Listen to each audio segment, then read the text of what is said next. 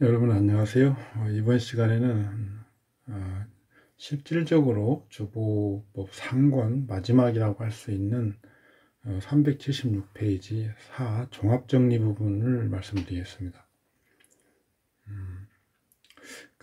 그동안 지금까지는 어떤 질병 부분 이런 내용을 말씀드리면서 주보 취용과 관련돼서 중점적으로 말씀드렸는데, 여기서부터는 좀 사주팔자 사례를 중심으로 세밀하게 좀 살펴보도록 하겠습니다.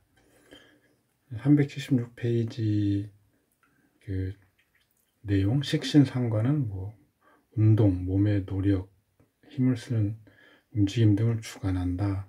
팔자의 식상이 보이지 않으면 생활 습관이 운동을 적게 하고 의지력이 부족하며 감기만 살짝 걸려도 약을 먹기 바쁘고, 당연히 인성이 많은 자는 더 많이 먹는다. 이런 내용들 제가 쭉 정리를 하는데, 인성은 치료, 약, 약사 이런 것도 되고요. 이런 내용들은 여러분들이 읽어보시면 이해가 되실 겁니다. 177 예제를 보시면 정해, 이민, 무인, 을묘. 먼저 주보 취용을 보시면 정임합이 있고요. 그 다음에 인해합이 있습니다. 전국에 갑을목이 왕하죠. 그리고 임수는 합류하고요. 임목은 극설이 없었기 때문에 합거가 됩니다. 정임합은 정화는 매우 약한 상태죠. 극약. 그래서 합거되고요. 임수는 동주에서 임목이 설하기 때문에 합류가 됩니다. 정화는 합거되고 합류됩니다. 임수는 합류됩니다. 그래서 격신은 을목. 간목을 제거하는 것은 인중의 병화. 월중 병화는 인해합으로 합류. 임수가 병화를 극하여 병화가 손상당하니까 쓸 수가 없죠. 갑을목이 동황하고 해소가 되지 않아서 그에 대응한 흉상이 나타난다. 흉상은 흉상.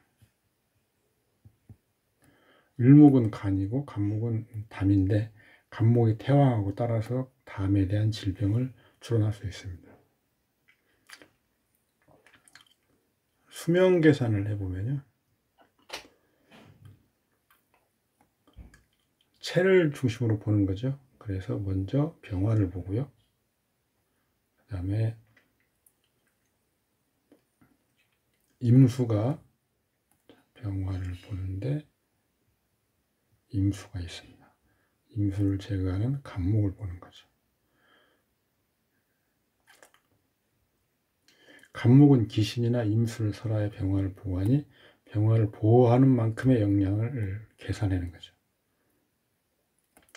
양인의 병화가 8급, 해임수가 병화를 극하는 3급, 차감, 임수의 영향을 감축하는 정임합 1급을 가산하고요. 총 6급의 급수, 총 6급의 병화의 급수가 나오고, 간목을 계산하면 일시 갑을 혼잡하니까 계산하지 않고 년월의 인해합, 간목이 병화를 생하는 7분, 갑을 혼잡하여 분수로 계산하고 인해 3, 해해 4, 7급이죠. 6급 7분, 67세 이렇게 계산이 됩니다.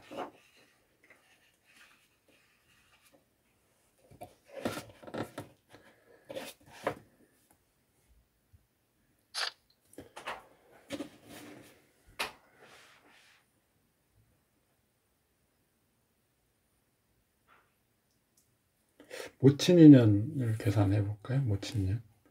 모친은 병화, 정화가 혼잡인데 정임합, 정화가 제거되고 따라서 1급 차감하여 순수한 병화 영향을 계산할 수 있는 거죠. 임수는 당연히 기신이기 때문에 병화에 대한 기신이죠. 차감하고요. 간목은 임수를 설하고 병화를 도우니까 가산하는 겁니다. 년월에 모친 뭐 인연, 부모 인연 이런 것들은 다 선천성이죠. 선천. 그리고 궁도 년월에 있죠. 년월에서 병화로 계산. 인월에 사급, 해임수가 병화를 극과하니까 3급이 차감되고요. 정화가 합과니까 임술 합과죠. 1급을 가산.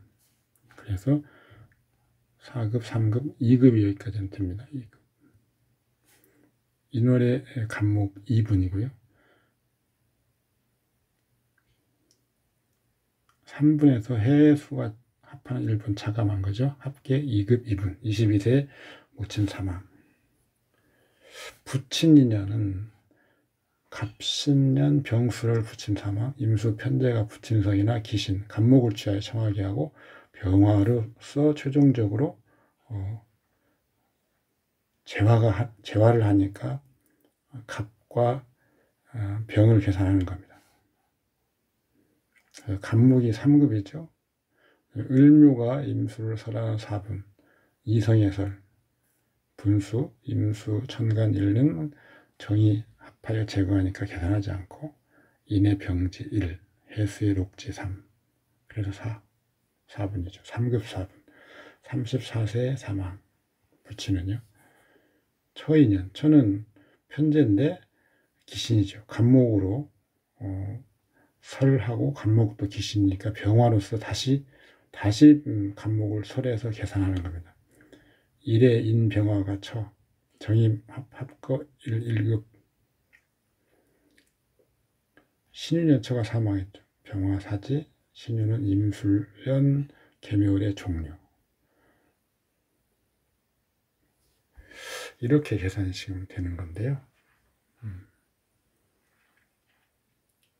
자, 수명은 일단 수명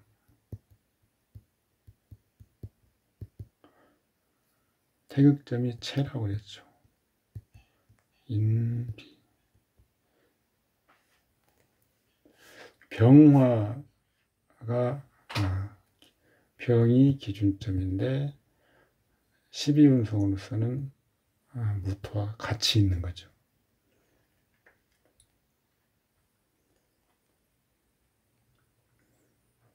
또 정임합이 있어서 임수가 합거되는 것을 또 얻는 거죠.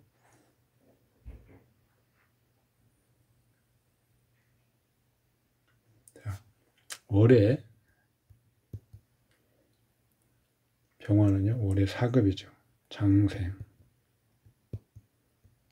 4급, 인해합 1급, 3급이 남고요.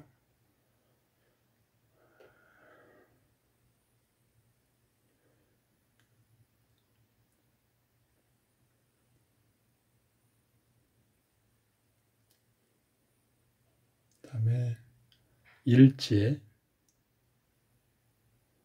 인. 이게 일종의 연결이죠. 똑같은 거죠. 년월과 같은 글자가 있기 때문에 일지인을 계산하면 이것은 인해합을 계산하지 않으니까 4급을 그대로 병화가 얻습니다. 그럼 병화가 7급이 되죠.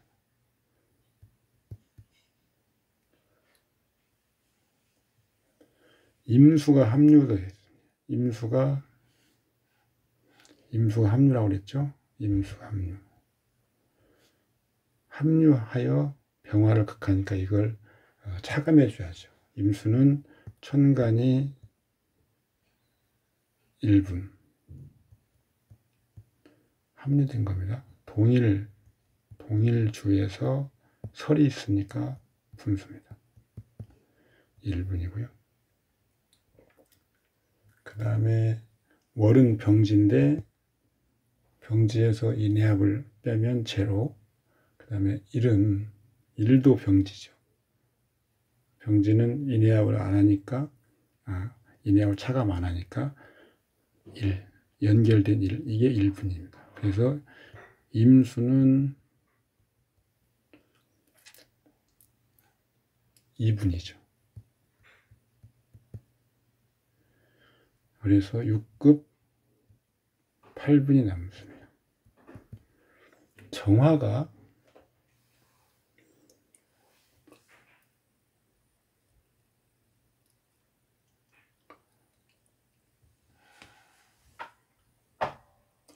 임수가 년의 녹지 3급 분수니까 3분, 임수 년 3분.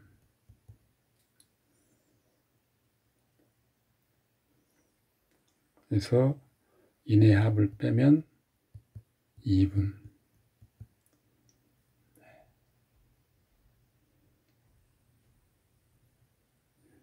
그래서 임수가 4분이죠. 그러니까 임수가 1분, 1분, 4분. 그죠? 그래서 6급 6분인데 정화가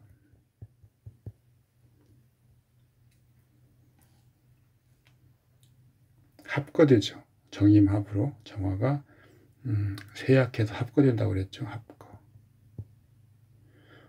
정화가 합거되면 병화가 그만큼 영양을 얻게 되는 거죠. 그래서 정화의 영양을 계산합니다. 그래서 가산해 주는 거죠.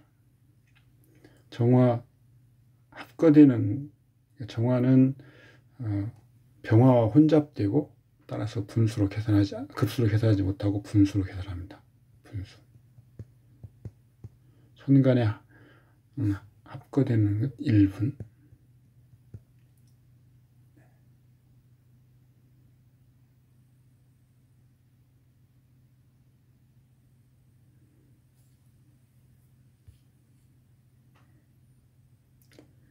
월에는 사지, 년에는 절지. 그러니까 년월 연결은 계산할 게 없습니다. 따라서 6급 6분에다가 정화가 합거되면서 얻게 되는 병화 1분을 더하면 총 6급 7분이 됩니다. 67세. 결과는 같게 나오는 거죠.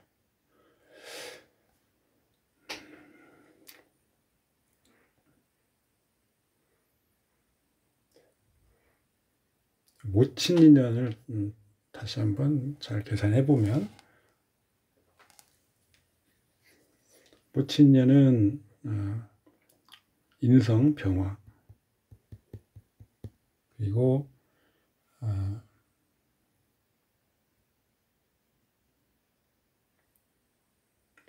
정화가 합거되는 걸 더하고요.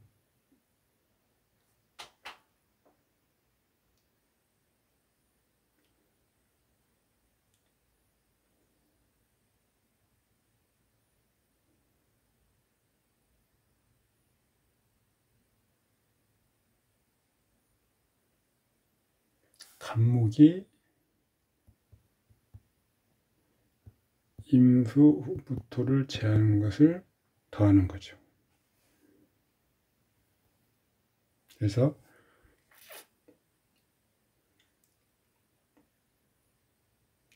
병화는 앞에서 계산할 때 보셨지만 병화는 3급 정화는 1분 갑은 혼잡하니까 분수 월에 3분 월에 녹지 3분에서 합을 빼면 2분이 되고요.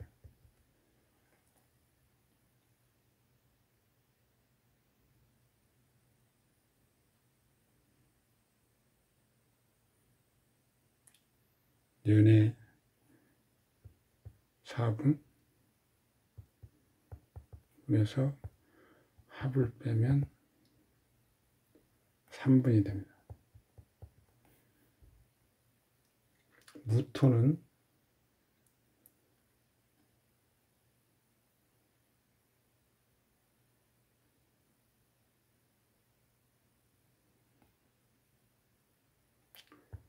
무토는 3분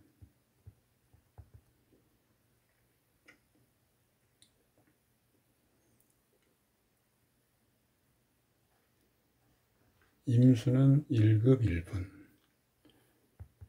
임수 1급 1분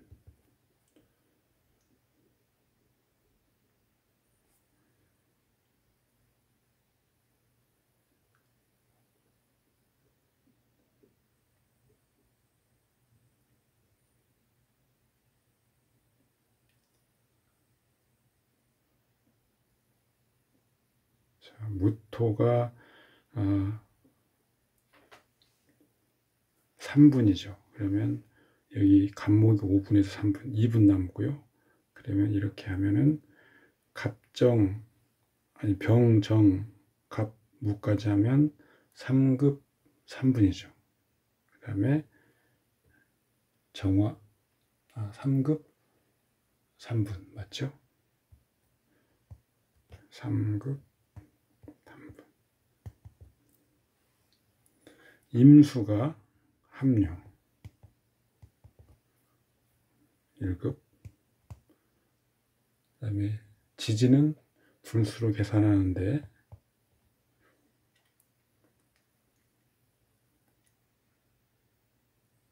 월지는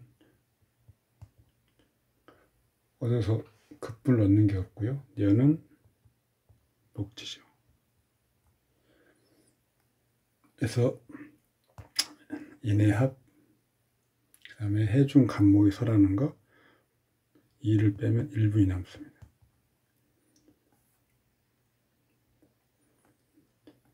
결과적으로 3급 3분에서 1급 1분을 차감하면 최종적으로는 2급 2분이 남네요. 지금 이 방법은 년월에서만 계산한 겁니다. 그리고 연결 부분을 계산하지 않고 계산하는 겁니다. 여기는 연결까지 계산한 거고요. 이 지금 여기 제가 정리해 놓은 이것은 통상적인 계산 방법이고요. 지금 세 가지로 다 계산을 해봐도 똑같이 2급 2분이 나옵니다. 이런 경우에 상당히 정확도 있게 계산했다라고 말씀드릴 수 있는 거죠.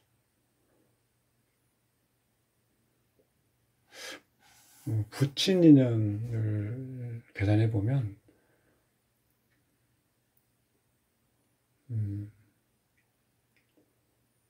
똑같습니다. 병화 그 다음에 병화가 3급 병 3급 정화가 정화 1분 갑이 임을 생하는 영향을 가산하는 거죠. 설하는 영향을 가산하는 거죠. 그래서 값은 3분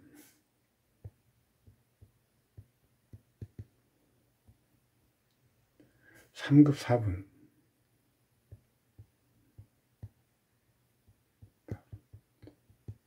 34년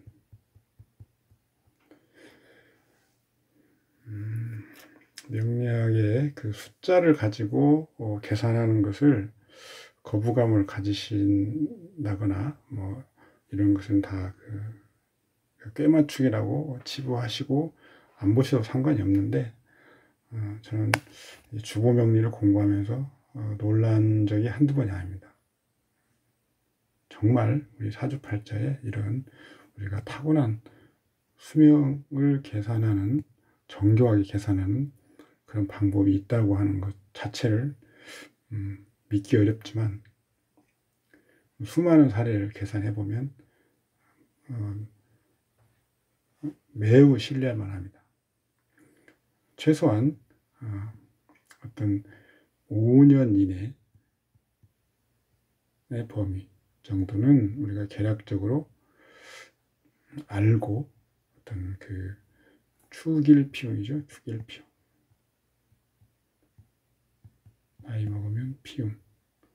아니면 돌발적인 사고 이런 것들을 조언해 줄 때는 매우 유용합니다. 다만 이것을 먼저 앞세워서 뭘 어떻게 해야 된다랄지 그러면 사술로 가는 거죠. 하여간 이 주보법의 유용성, 급수계량법의 유용성은 이거 하나만 제대로 익혀도 충분하다고 생각합니다. 그 다음 사례는 격신은 개수고요. 그 다음에 개수를 보호하는 게 을목, 임수를 견제하는 게 무토. 이렇게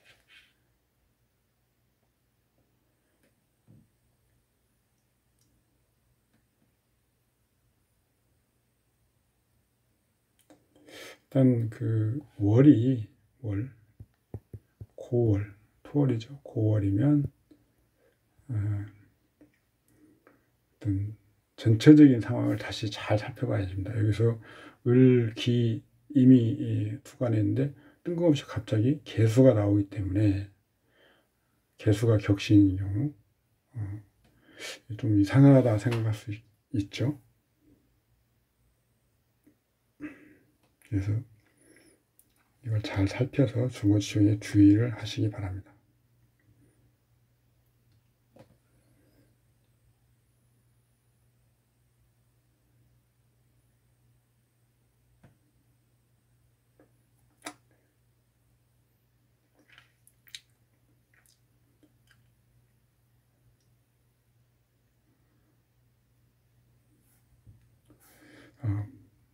미운의 미운해년.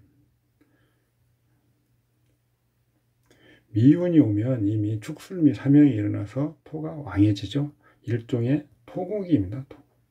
그래서 토가 동탕하고 따라서 해년이 와서 해자축을 결성하려고 해도 수의 방국은 이루어지지 않습니다.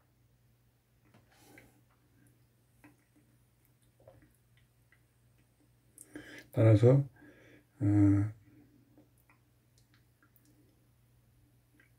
수의 그 고유한 기능, 평형 이런 것들이죠. 그다음에 어떤 혈액과 관련된 그 기신적 그 작용, 뭐 혈이 탁해지고 고혈압, 뇌중풍 이런 것들이 동하는 거죠. 그다음 계유, 신유, 무자, 신유, 유금, 자수가 있네요. 볼 것도 없이 격은 개수, 용신은 신금. 상관이 태왕하고 생제하는데 재를 보유하며 유력하니 부자의 명이다. 이런 건 그냥 사주팔자의 전체 구조를 보고 판단하는 방법입니다. 자, 그 다음 80 예제를 보시면 임신, 개축, 개유, 임자. 그래서 신자 수국이 있고 유축, 금국이 있습니다. 일단 금생수가 되니까 임계수가 또 투관해 있죠. 이때는 어떤 것을 제거할 수 있는지를 보는 것이라고 했죠. 그래도 월에 축토가 있습니다. 그래서 축토가 개수를 극과할 수 있으니까 격신은 임수, 용신, 경금, 청하게 하는 글자 기토 이렇게 취하는 겁니다.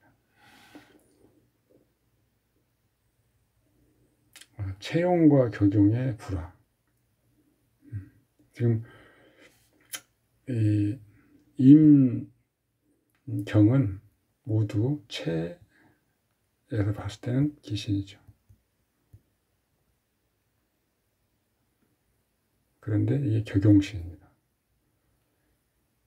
그래서 채용과 격용이 불화를 하고 있는 상황인데 목화운, 체가 기뻐하는 운이죠. 그때 다시 격용을 변경할 수 있으면 변경할 수 있다라는 거죠. 이게 지금 제가 빨간색으로 쓰는 게 그겁니다. 대운에서 격용, 채용, 조화 달성이 가능할 때에는 취용을 변경할 수 있다라는 거죠.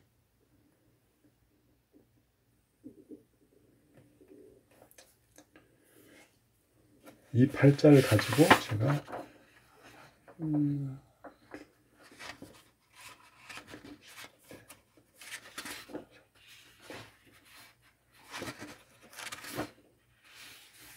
한 7페이지 정도를 제가 뒤에 쭉 읽는 법을 정리를 해봤는데요. 이걸로 그동안에 공부했던 모든 것들을 한번 정리한 계기로 삼았으면 좋겠습니다.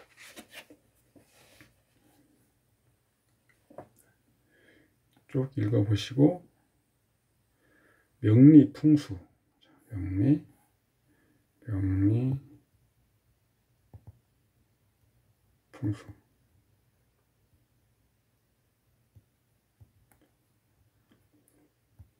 어떤 사주의 어떤 기운을 보강하는데 그 지역을 가지고 사주팔자를 보충하는 그런 내용들입니다. 그래서 선천후천을 나누어서요. 1등급 명리풍수상 1등급 필요한 기운을 보충하는데 가장 좋은 환경. 출생은 격신의 지역에서 출생을 하고 생활은 용신 지역에서 생활하는 것, 이것을 정배합이라고 하고요. 이와 반대로 용신 지역에서 출생하고 격신 지역에서 생활하는 것을 역배합이라고 합니다. 이렇게 뒤로 갈수록 필요한 기운을 보강하는데 더 힘이 들겠죠. 격신보다는 용신의 후천에서 우리가 살아가는 것이기 때문에 중요한 것이죠. 그래서 우리가 이런 걸 잘 활용한다면 필요한 지역으로 옮길 수도 있는 거죠.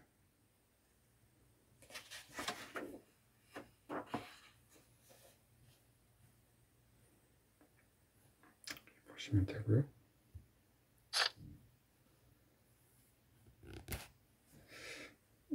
지금 예를 들어 무토운을 우리가 통변을 한다면 어떻게 해야 되는 건지,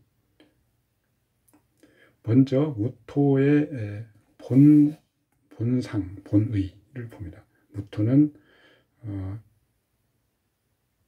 십신으로는 정관이죠. 그런데 이 팔자에서 무토가 기신이죠. 기둥을 파악하고요. 정관. 사주팔자를 통변할 때 일단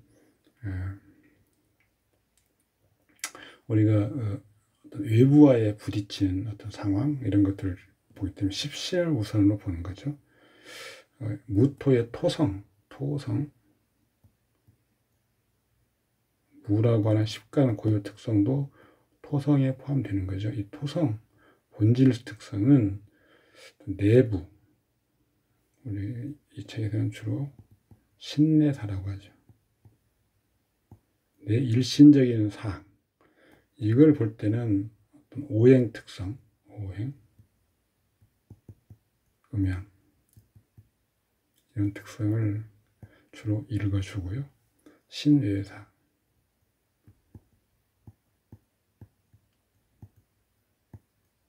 이것은 십신 중심으로 읽는 겁니다.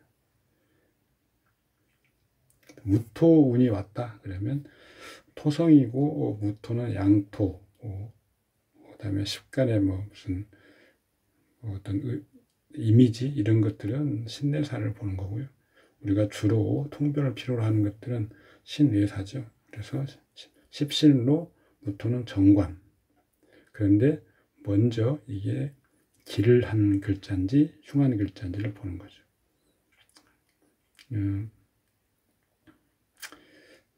우리가 길흉과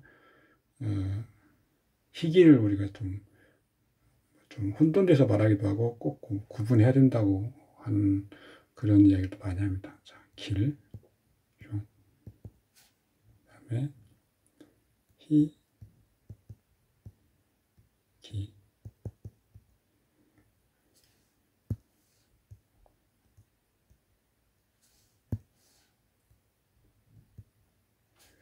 길흉은 우리 자평진에서는 그 사길신, 사흉신을 정해서 고유의 어떤 특징을 십신의 고유 특징을 기반으로 길흉을 다룹니다. 그런데 희기라는 것은 구체적으로 이 길흉은 어떻게 보면 일종의 선천적인 거죠. 상관은 형신입니다. 상관은 길신이 될 수가 없어요. 그렇지만 희기라는 것은 구체적으로 개개의 사주에 따라서 그 사주가 기뻐하는지 싫어하는지를 판단하는 그런 기준으로 판단하는 거죠. 그래서 상관은 사주팔자에 따라서 기뻐하는 글자가 되기도 하고 싫어하는 글자가 되기도 합니다. 그래서 엄밀하게 길신이라고 해서 길하는 글자, 뭐 정관이라고 해서 다 그 사주팔자가 기뻐하는 것은 아니고요. 또 상관 흉신이라고 해서 다 사주팔자가 꺼리는 것도 아닙니다. 그래서 이런 구분이 가능하고 이런 걸 염두에 둘 필요는 있지만 뭐 우리가 구체적으로 막 이야기를 할 때는 이걸 엄밀하게 구분해서 이거 상관은 흉신이긴 하지만 여기에서 이 팔자에서는 희신이야 이렇게 뭐 구분하고 엄밀하게 그 상담자한테까지 그런 걸 얘기할 필요는 없다고 봅니다. 자, 그래서 일단 이 기륭은 여기서는 희기입니다. 희기. 이 무토가 이 팔자에서 구체적으로 팔자가 기뻐하는 글자인지 싫어하는 글자인지 여기서 우리가 주의할 점 또 하나 있습니다. 기뻐하는 글자였는데 싫어하는 글자의 역할을 해버리는 경우가 있습니다. 반대로 싫어하는 글자였는데 기뻐하는 글자의 역할을 하는 경우가 있습니다. 이런 경우에 좋을 걸 기대하고 있었는데 안 좋게 되는 거죠. 아니면 안 좋게 되는 걸 예상했었는데 좋게 되는 거죠. 이때의 어떤 그 극적인 어떤 변화, 드라마틱한 반전이 일어나기도 하고요. 갑자기 폭망하는 경우가 생기는 거죠. 이 기륭, 희기를 판단할 때는 이걸 잘 봐야 됩니다. 이런 것들은 주로 간합을 하는 경우가 많이 발생하겠죠. 지지는 뭐 삼합이나 형충파에 이렇게 되는 거죠. 자, 그러면 그 다음 단계는 어떤 그런 무토라고 하는 걸 예를 들면 무토의 글자가 일단 본의가 있고 희기를 가리고 나서 사주팔자에 구체적으로 반영된 작용한 결과를 읽어내는 거죠. 그런데 그게 사람과 관련된 것, 일, 그다음에 어떤 그 물건, 물질 이런 거에 관련된 사항으로 크게 나눠볼 수 있습니다. 이렇게 구분해서 보는 거죠. 이 팔자의 무토가 정관인데 정관은 이 팔자에서는 기신이죠. 무토가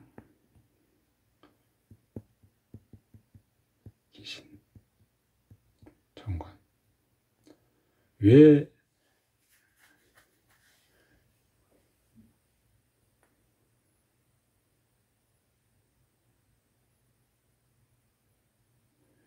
왜 기신인가요? 임수를 극하는 거죠. 임수를 극하는 기신. 관성이 어떤 기신으로 되니까 살성의 어떤 그 기신성을 나타내게 되는 거죠. 그러면 그것이 사람 간의 관계에서는 어떤 살성, 기신성에 해당되는 어떤 인간관계, 예를 들어서 뭐 어떤 나의 상사가 나를 안 좋게 어떤 그 평가한다거나, 일에서는 뭐 관사구설이랄지, 직장에서 뭐 밀려난달지 이런 것이고, 물건이라고 하는 것은 돈을 까먹는달지, 뭐 도둑맞는달지, 뭐 이런 것들이죠. 이렇게 나눠서 얘기할 수 있고요. 이걸 구체적으로는 사주, 한운에 적용해서 언제 응기가 일어나는 건지를 볼 수 있는 겁니다.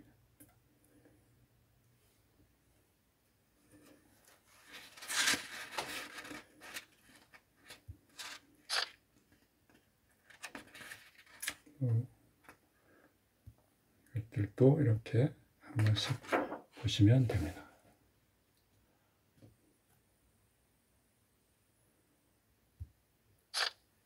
여기는 여기로 4번이 오는 게 맞겠네. 경우년 이렇게. 내용을 쭉 읽어보시면 지금까지 제가 설명드린 그런 그 내용에서 크게 벗어나지 않는 거고 새로운 것들은 없습니다.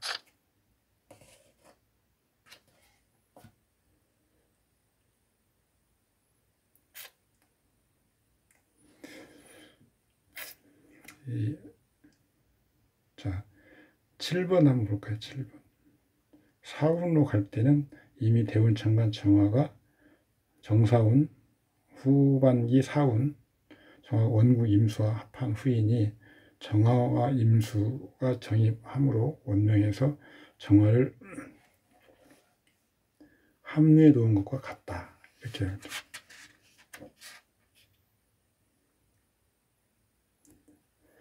대운의 정사운이었었는데 정화운은 원국과 합하죠. 원국에 2개의 임수가 있네요. 원국 2개의 임수는 정화와 같이 합을 할 수 있기 때문에 서로 합주돼서 묶여서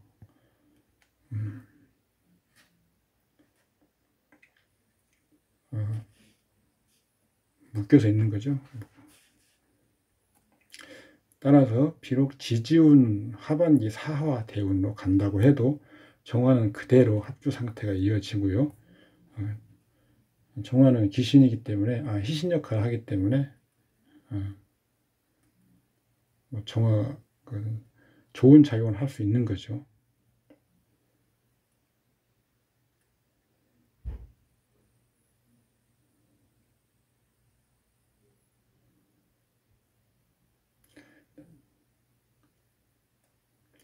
그게 구체적으로 이제 유년이나 이런 때 어떻게 반응하는가는 다시 유년을 보고 판단하는 거. 일단 대운에서 지금 원국 사주를 보면 신금이 귀신 기토를 설하고 개수를 생하기 때문에 신금이 귀신이죠. 정화가 온다면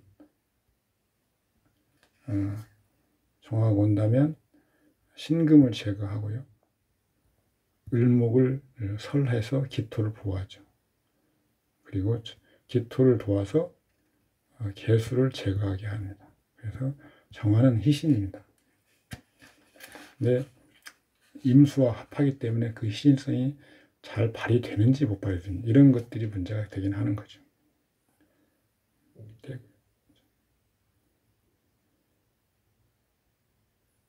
그런 거죠.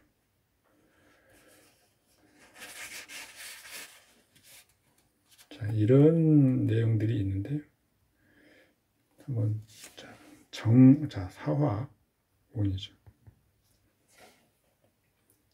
사화는 귀신이죠. 귀신.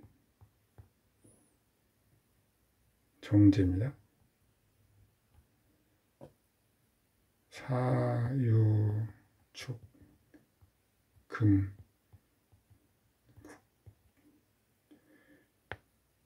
병신금 혼잡 이래서 기신이 되는 거죠. 그러면 이런 것은 자, 사화가 정제입니다. 제일 처음에 자, 정제, 기신, 특성, 기신성이라고 할까요?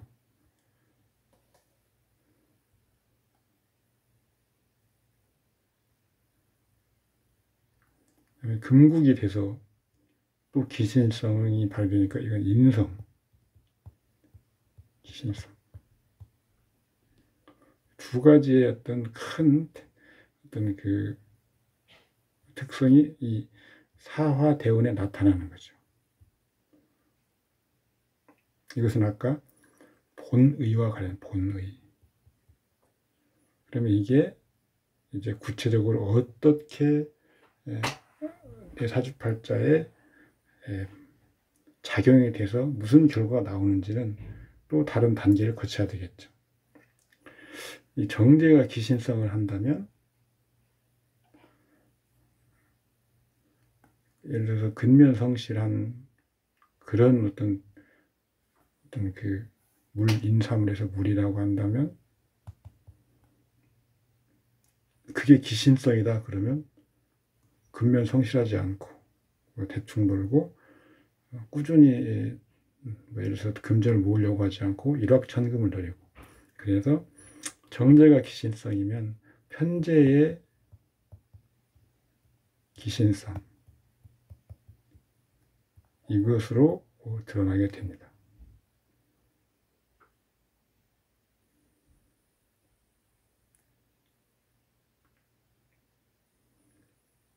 그 다음에 또 사화는 7살의 기신 성향도 같습니다. 7살 기신 성, 그 다음에 인성의 기신 성향.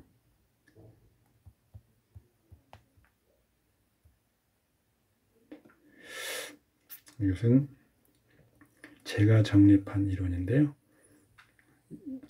통변을 할 때 이렇게 정제가 와서 기신성을 가지고 온다. 그러면 이것이 내일 구체적으로 어떻게 드러나는 것인가는 일단 인사물로 나눌 수 있는데 각각 격신, 그 다음에 용신, 청용신별로 또 나누는 거죠. 격신 임수죠. 사화는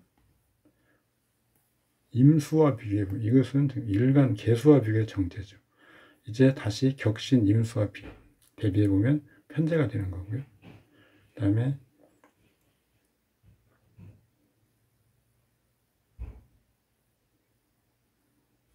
경금, 임수를 보호하는 경금 용신과 비교해보면 7살이 되는 거고요.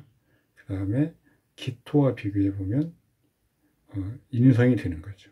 그래서 주보로 취한 글자에 대한 최종적인 작용을 거쳐서 그 길흉의 변화가 차현되는 거죠. 이렇게 하면 통변이 상상을 할 필요도 없고요. 임의적으로 소설을 쓸 필요도 없습니다. 기계적으로 나오게 되는 거죠. 자, 원국에 대한 일단 십신, 상, 이게 본이라고 하면 여기에서 기륭이 결정이 되겠죠. 그럼 그게 다시 이 주보를 거치면서 구체적으로 나에게 드러나게 됩니다. 그때는 격신과 대비한, 용신과 대비한, 청신과 대비해서 각각의 구체적인 상이 체현되는 거죠. 그러면 최소한 3개의 사상이 드러나게 되는 거죠. 사주팔자가 인간 세상사가 간다는 것이 아니기 때문에 이걸 또 인사물로 나누면 뭐 여러 가지. 이것이 그럼 다 드러나느냐? 그게 아니고 이 한운별로 음기가 있느냐 없느냐 또 따져봐야 되겠죠. 그리고 그것이 또 윤연에서 와서 어떻게 또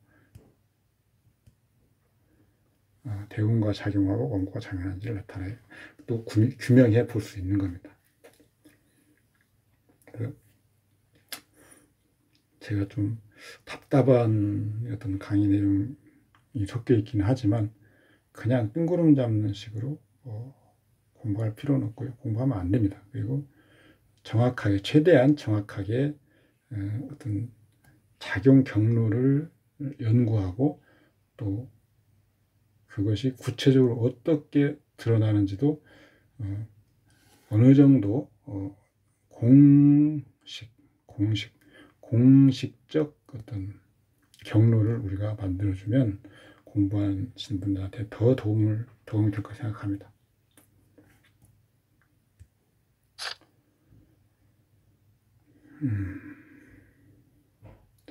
이 부인의 사주입니다. 이 사주는 주부를 취할 때 문제는 없고요.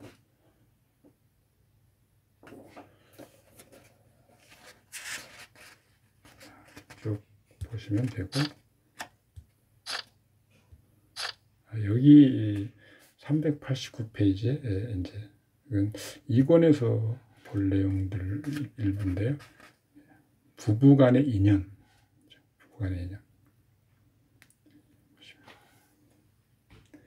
양자 모두 만년이 처량하다. 좀 그렇네요.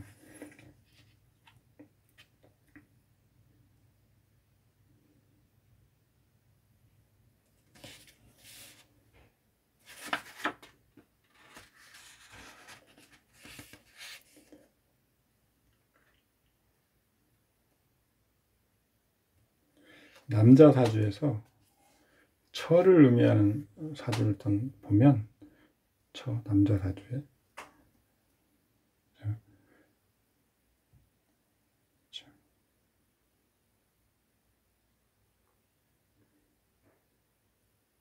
처의 명에 남자 사주에 화가 처인데요. 그러니까 정화,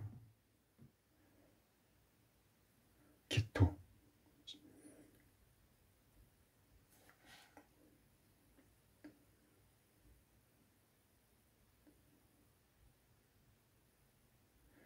축중에 정화, 고신이 있습니다. 남자 사주에 개수가 극하니까 기토를 보는 거죠. 없다가 아니고 숨어 있는 건데 어쨌든 여기서 정화죠. 축중에 있습니다. 윤연 중에 여자 사주에서는 경금 임수가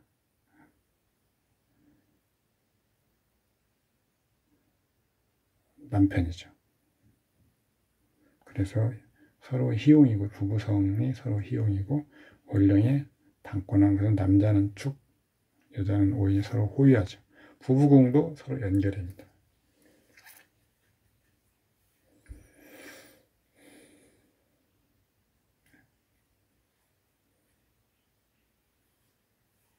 동갑 사주라서 하여튼 그렇습니다.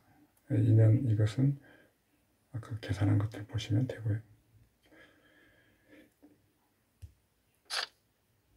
그 다음 사주팔자는 개축, 정사, 을묘, 정해, 을개경.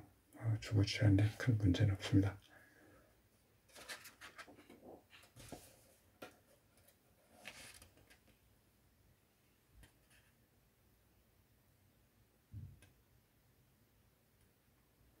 여기 제가 월에서 화국한 글자가 극설이 없거나 극설한 글자를 제화 가능할 때 반드시 소용이 되는 것. 전격 중요한다. 원리 어떤 국을 이뤘을 때 그 글자는 왕하게 되겠죠. 그런데 이 국을 이루는 글자가 설을 당하지 않고 있으면 당연히 그 글자에 둘 중에 하나죠. 음양. 그것은 사접팔자에서 써야 됩니다. 그 왕한 것을 주보로 삼는데 1번 기준인데 그걸 쓰지 않으면 그 주보충은 잘못된 거죠. 이 팔자는 지금 사요가 금국을 이룬 거죠. 금국. 근데 위에 개수가 있습니다.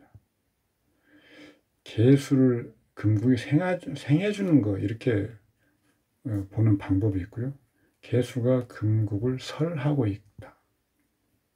같은 음금을 설하고 있겠죠.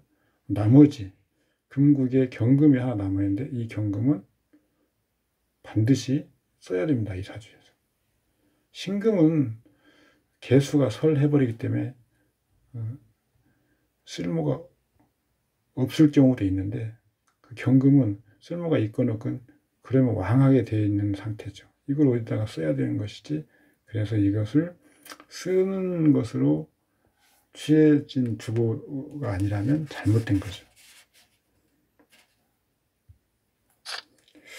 이 부분은 그냥 사적으로 다루는 거 보시고요.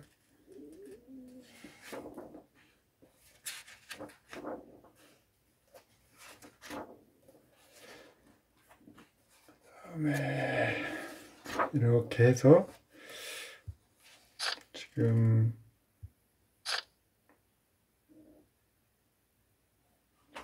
이 393페이지 어떤 결여되어 있는 모양의 특성, 그런 것들이 결여되어 있다고 하면 그런 것들이 필요한 거예요. 조후는 일간의 체의 영역에 속하죠.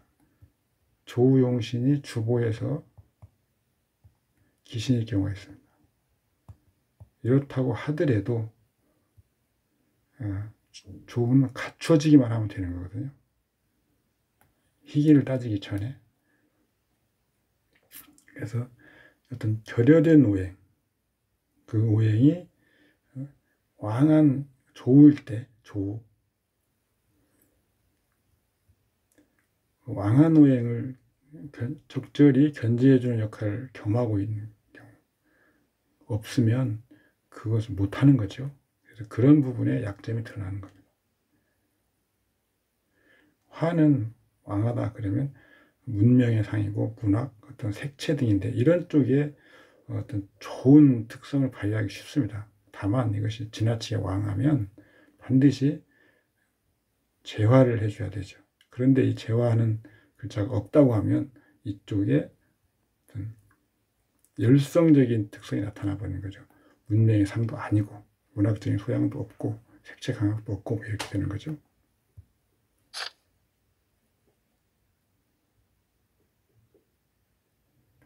쭉 보시고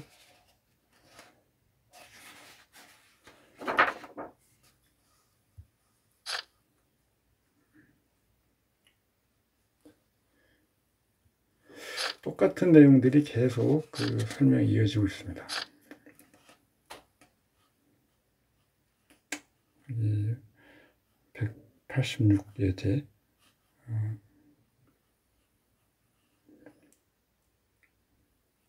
대운이 상반기 하반기로 나누어서 저는 보는데 나누었을 경우에도 하반기에 가는데 상반기에 원국과 간합을 하고 있으면 하반기에도 그 합의 상태는 이어진다.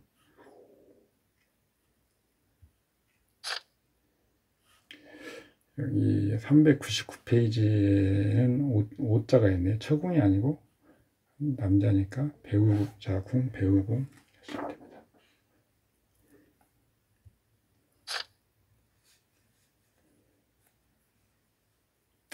음왕하고 재화가 없어.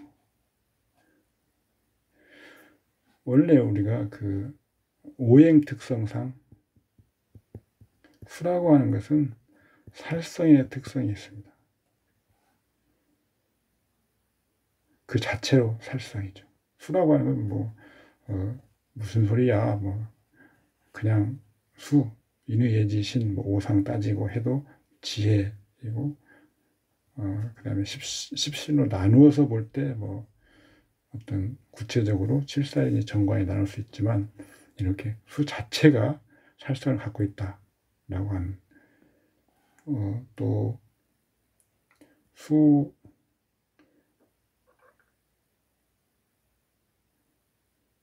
수극복 또는 수살 이런 얘기도 한번 들어보셨을 겁니다. 오행의 전도전, 수극목.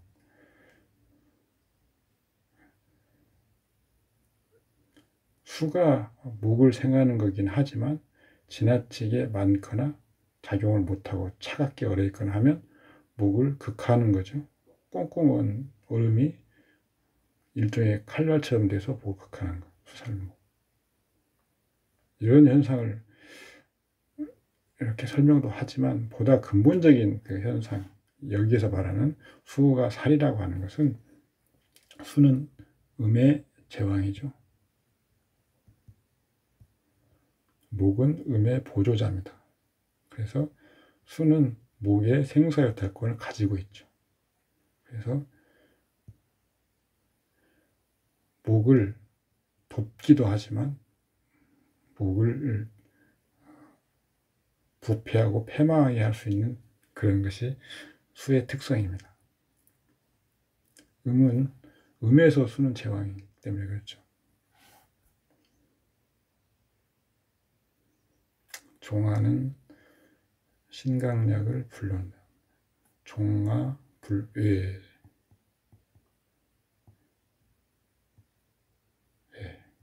두려워하지 않는다. 신강약 이렇게 적전수에 나올 겁니다.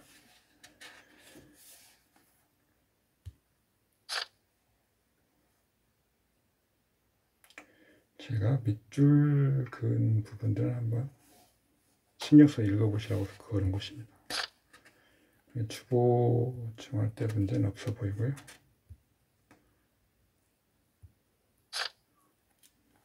예제 190번도 을개경. 이것은 격신을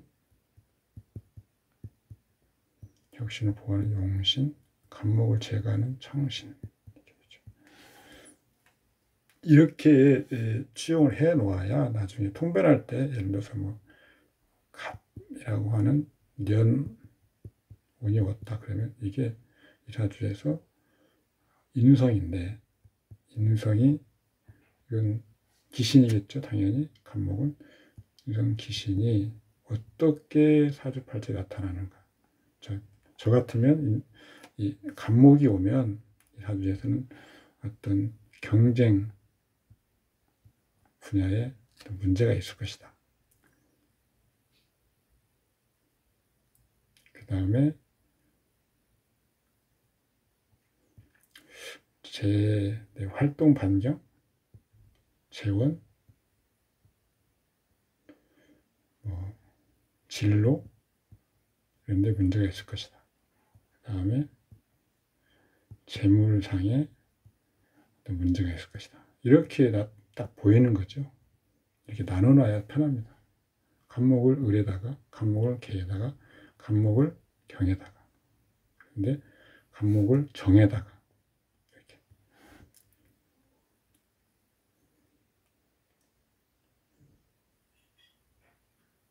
유년이 오면 똑같이 마찬가지입니다. 유년과 대운을 먼저 보고 원국도 보고 이렇게 하면 됩니다. 그래서 이렇게 주보충을 제대로 해 놓아야 통변은 그 다음부터는 아주 쉽습니다. 온통 신이네요. 종격.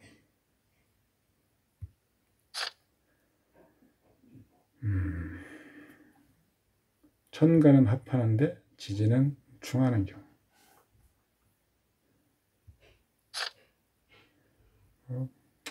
모택동, 장계석 다 유명인들이 보시고요. 여기서 간목은 격신로 취하지 않는다고 제가 써놨습니다.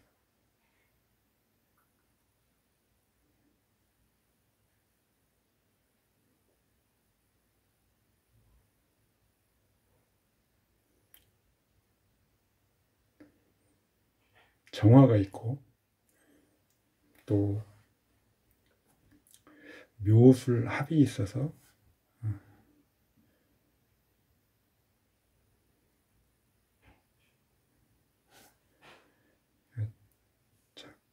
모광월에 설을 당하는 거죠. 또 전생이 있습니다. 그러면 월의 기운은 2번 전생을 하게 되면서 월의 기운은 더 이상 이 사주팔자에서 주제자의 역할을 하기가 곤란합니다.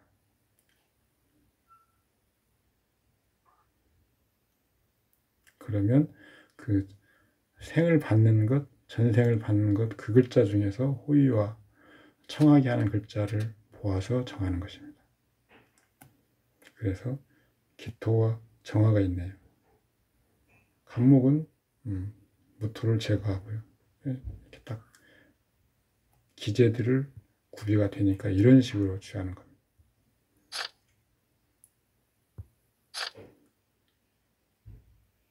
여기도 마찬가지죠. 병화와 간목이 왕해 보이긴 한데 이것을 취하지 않는 이유. 병화를 격신로, 간목을 용신로 취해버리면 정화를 뭘로 제거해야 되는가? 제거할 글자가 없기 때문이죠.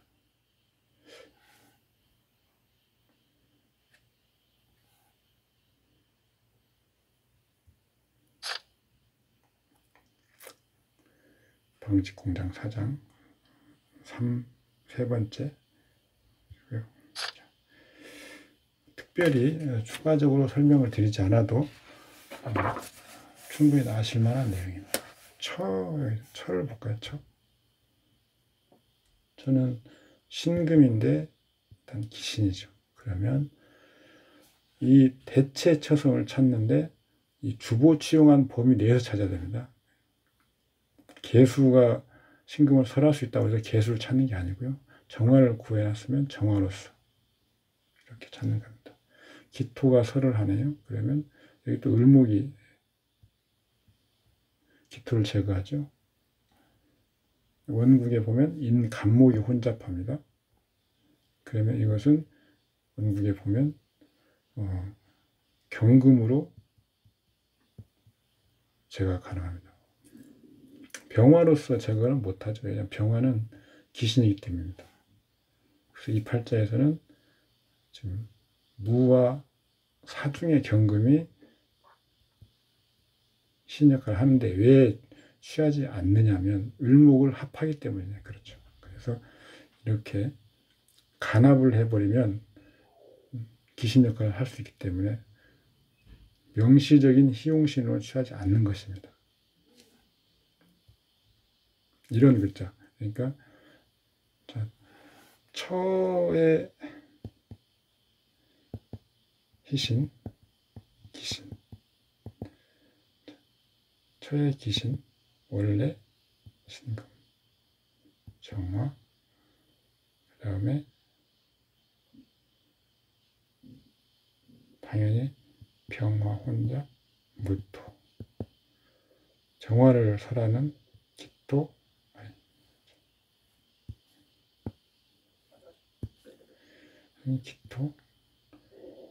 을목, 혼잡은 간목, 경금. 이렇게 어떤 특정 사안이나 그 육친을 볼 때 그 육친에 그 도움을 주는 글자들, 도움을 주지 않는 글자들 이렇게 나눌 수 있습니다. 그래서 정이나 무나 을이나 경이 오거나 발동하거나 또는 간합하거나 할 때 이 처에 좋은 일이 기대될 수 있는데 만약에 그 합을 해서 가버린다거나 이러면 안 좋은 일이 생기는 거고요. 똑같이 기신은 이런 것들인데 이런 것들이 합을 이뤄서 가버리면 좋고 머물면 안 좋고 또 자극받아서 동하면 안 좋고 뭐 이런 거죠. 그래서 주보를 정확히 취하고 육친을 논할 때는 이런 편리한 점이 있습니다. 모든 글자를 우리는 희기를 가려야 됩니다. 목이 좋다고 해서 간목도 좋고 을목도 좋고 그런 건 아니죠. 근데 우리가 어느 책에서든 간지 유별, 타평긴장에서 말하고 있죠. 운을 볼 때는 간지가 유별하죠. 그런데 이렇게 실제로 운을 읽는 내용들을 보면 이렇게 설명하는 글자가 하나도 없습니다. 뭐 갑인대운, 을묘, 대운, 목의 향으로 가니 좋다. 이렇게 설명을 하는 것이 많죠. 목이 희신이라면? 그런데 그렇지 않습니다. 간목이 희신인 사람이 을목을 좋아할 리가 없죠. 을목이 희신인 사람은 뭐 간목을 좋아할 수도 있습니다. 그렇지만 항상 간목이 좋은 글자인지 을목이 좋은 글자인지 다 10가지의 십간 기준으로 하면 10가지를 어떤 사주든지 어떤 경우에서든지 나눌 수 있어야 됩니다. 희기를. 그러면 통변도 간단하고요. 운을 보는 것도 아주 쉽습니다. 지금 이번 애가 지금 제일 길었는데요. 내용은 중간중간 많이 생략한 부분도 있긴 하지만 어쨌든 좀 길게 간 것은 이것으로서 신격용론, 상권, 그러니까 명리학대계 1권이죠. 신격용론, 상권, 주거법 이론 이 부분을 마치도록 하겠습니다. 다음에는 2권도 있고 3권도 있는데 그 부분은 어쨌든 상권에서 우리가 기초적인 체계를 공부를 했기 때문에 그렇게 많은 시간은 걸리지 않을 것입니다. 자, 수고하셨습니다. 감사합니다.